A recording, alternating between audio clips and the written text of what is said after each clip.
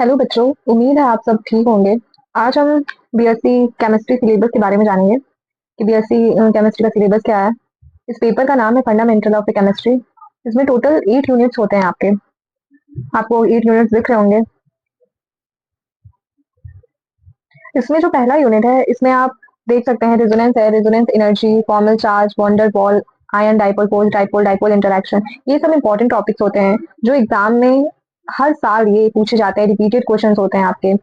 जैसे कि इसमें हाइड्रोजन बॉन्ड हो गया आपका, लैटिस एनर्जी हो गया, बॉन्ड हाइबर साइकिल हो गया, सॉल्युबिलिटी ऑफ आयनिक हो गया आपका। ये सारे क्या रहते हैं आपके इंपॉर्टेंट टॉपिक्स होते हैं।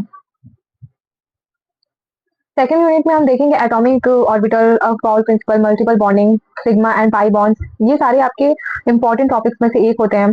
जैसे इसमें देखिए वीबीटी है। वीबीटी आपका हर साल पूछा जाता है।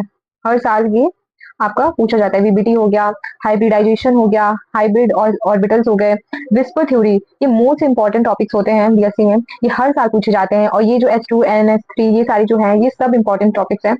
ये आपको जरूर पढ़ के जाना है। PCl5 ये सारी चीजें, MOT मॉलिकुलर ऑर्बिटल थ्योरी, ये तो बहुत इंपॉर्टेंट टॉपिक है। इसको आप जरूर पढ़ के जाइएगा। ये सारे आपको कवर करने ही हैं। देखिए इसमें तीसरा जो यूनिट है आपका periodic properties of A atom है। इसमें आपको स्लैटर रूल और स्क्रीनिंग इफेक्ट हो गया, ये सारे क्या है इंपॉर्टेंट टॉपिक्स हैं आपके।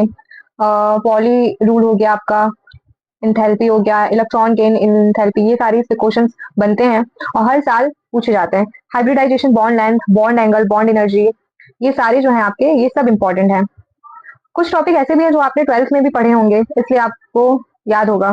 जैसे कि रेजोनेंस आपने पढ़ा होगा, हाइपर कंजुगेशन पढ़ा होगा। छोटी छोटी जो चार चीजें हैं, या मतलब बॉन्ड लेंथ है, बॉन्ड एंगल, ये सब आपने 12th में थोड़ी बहुत टॉपिक्स आपने पढ़ी होगी। तो आपको हल्का फुल्का याद, या नाम आप सुन रहे होंगे तो आपको समझ में आ रहा होगा।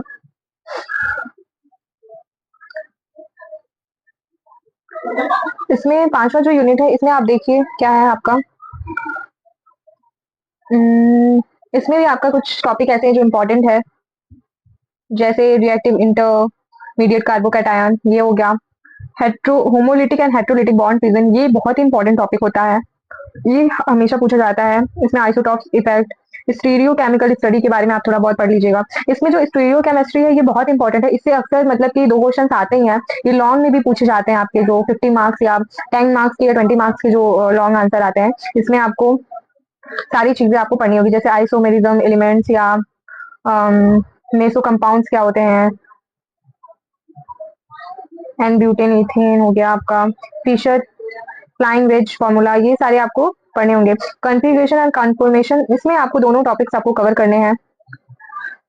और आपका जो 7 और 8 यूनिट है, ये थोड़े कम पूछे जाते हैं, लेकिन आपको तब भी इसको पढ़ना है। ये बहुत इंपॉर्टेंट तो नहीं होता है, लेकिन आपको तब भी इसको पढ़ना है, पढ़ के जाने, क्योंकि इसमें बाइंड्री, ये बाइंड्री से कुछ आपके क्वेश्चन पूछते हैं हर साल। मतलब पहले उतने नहीं थे, लेकिन अब मतलब 2 या 3 क्वेश्चन बन जाते हैं, मतलब इससे मान के चलिए आप। तो आप भी इसको इग्नोर मत करिएगा, आप इसको पढ़िएगा। लेकिन आप इसमें जो मैंने इंपॉर्टेंट टॉपिक्स आपको बताया, वो जरूर आप करिएगा। जैसे विस्पर थ्योरी हो गया, रेजोनेंस हो गया, अब बाउल प्रिंसिपल हो गया, हाइब्रिडाइजेशन हो गया, ये सारे बहुत इंपॉर्टेंट टॉपिक्स हैं। तो आप इसको जरूर कवर करिएगा।